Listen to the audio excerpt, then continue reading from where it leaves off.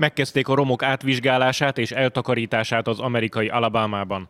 A déli államban legkevesebb 23 ember veszítette életét a vasárnapi tornádóban, melyhez hasonló 2013 óta nem pusztított az Egyesült Államokban.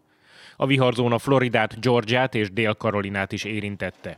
A helyzet Alabamában a legrosszabb, ahol egyes településeken alig maradt épp ház. A tornádó egyszerűen felborított és széttépett mobilházakat, a bútorokat szétszórva a környéken. Egyes részeken a házak darabjait a fák tetejére repítette a vihar.